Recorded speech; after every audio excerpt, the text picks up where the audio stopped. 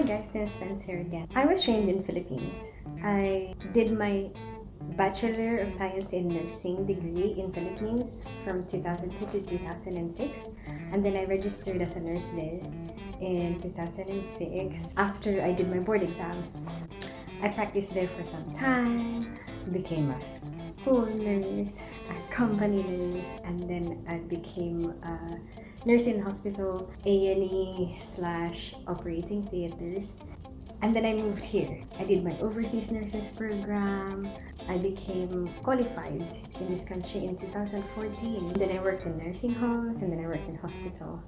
Because our nursing in Philippines is more based from the American Nurses Association educational system, there's a lot of things that you have to adjust to. There's a lot of terms that's different. I know there's a lot of people who move from Philippines to the UK to be a nurse here, and I think this will be very, very helpful for those people to know a little bit of the terms that's different from our practice there in Philippines and our practice here in the UK. In the Philippines, we're used to saying Heimlich maneuver, but here in the UK, due to copyright, they use abdominal thrusts instead. In medications, we were trained that BID is twice a day, TID 3 times a day. But here, instead of BID, they call it BD. Instead of TID, they call it TD. In the Philippines, when you say someone is sick, it means they have a fever. But here in the UK, when they say someone is sick or feeling sick, they are nauseated or they feel like they're going to vomit or they have vomited. I've been sick, that means I just vomited. Or I'm feeling sick, it means I feel like I'm going to vomit. In the Philippines, we use stool as a common term for feces.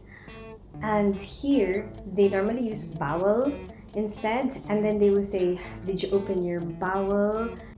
In Philippines, diaper is a more commonly used term, but in the UK, they use nappy a lot. Knickers is basically underwear.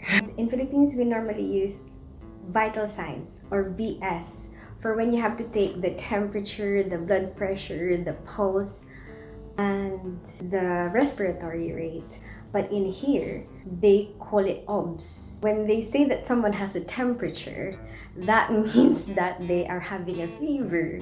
Because at first, you hear that, oh, this patient has a temperature, you think, well, of course, everyone has a temperature.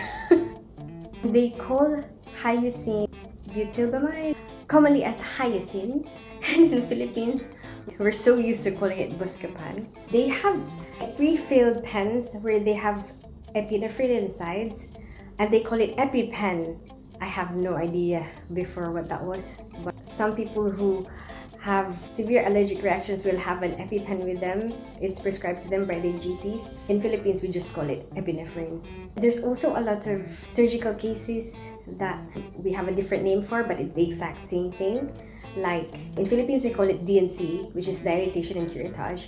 But in here, they call it ERPC, evacuation of retained products of conception. Cesarean sections is the same, but in Philippines, we shortcut it into CS, but in here, they call it a section for short. Exploratory laparotomy, in Philippines, we call that XLAP or just lap. But here, they call it laparotomy because when you say lap, that means it's a laparoscopic procedure. In the Philippines, we call it appendectomy, but here they call it appendicectomy. Underpads